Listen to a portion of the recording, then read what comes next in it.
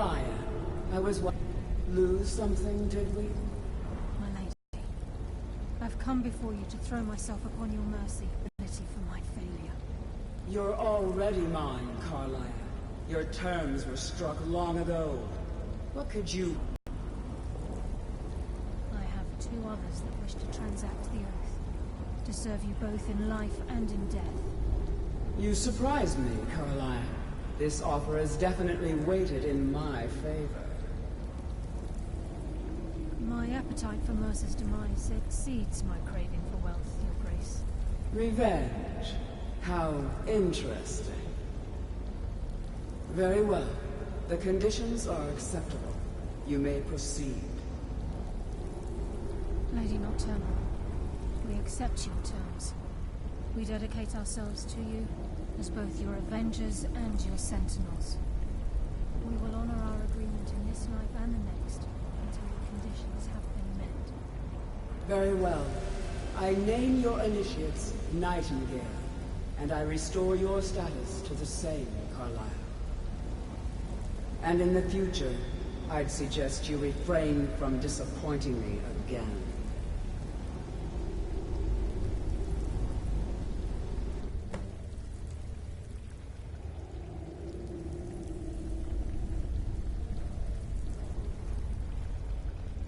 Now that you've transacted the oath, it's time to reveal the final piece of the puzzle to you. Mercer's true crime. Mercer was able to unlock the Guild's vault without two keys because of what he stole from the Twilight Sepulchre, the Skeleton Key. By doing this, he's compromised our ties to Nocturnal, and in essence, caused our luck to run dry. Well, yes, but the key isn't only restricted to physical barriers. All of us possess untapped abilities, the potential to wield great power securely sealed within our minds. Once you realize the key can access these traits, potential becomes limitless.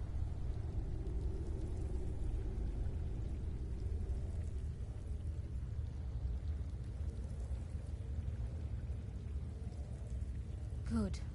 Then you understand why this is about more than just Mercer's lust for power.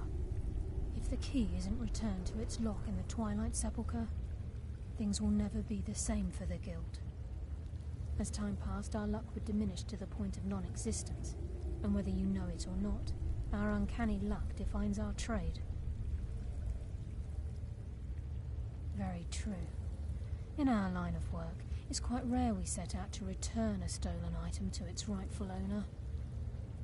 Before we depart, Brynjolf has some business to discuss. I suggest you listen to him. Listen, lass. There's one last piece of business we need to settle before we go after Mercer. The leadership of the Guild. Karliah and I had a long discussion before you arrived here. Thanks to your efforts, Mercer's treachery has been exposed. After we deal with him, all that remains is restoring the Guild to its full strength.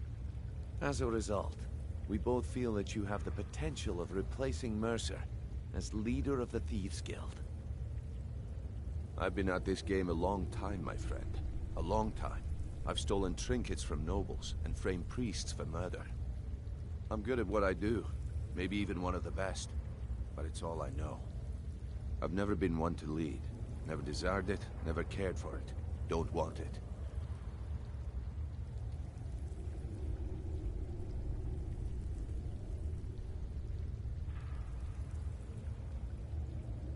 Well, we have a bit of an errand to run before your coronation, so don't get sentimental on me now. Then it's decided. When this is all over and Delvin's contacts assure me that we've regained our footing in Skyrim, we'll handle the details. Until then, we have quite the task ahead. I've been poring over the plans you brought us, and I'm convinced the Eyes of the Falmer are in the Dwarven ruins at Erkenthand. Karliah and I will meet you there. Prepare yourself, lass. This will be a fight to remember. Aye, and some of what Karliah said is starting to make sense. Mercer may have damaged our reputation and raided our coffers, but this goes well beyond even his twisted form of larceny. Old Delvin kept calling it a curse, and we all laughed at him. Looks like the joke's on us. If you would have asked me that yesterday, I'd have said no. But now I think our chances have improved. Look, call me crazy if you like, but I trust Karliah. I don't think she'd lead us down a suicidal path. Besides, I'd rather die with some of Mercer's blood on my blade than spend the rest of my life regretting that I ran the other way.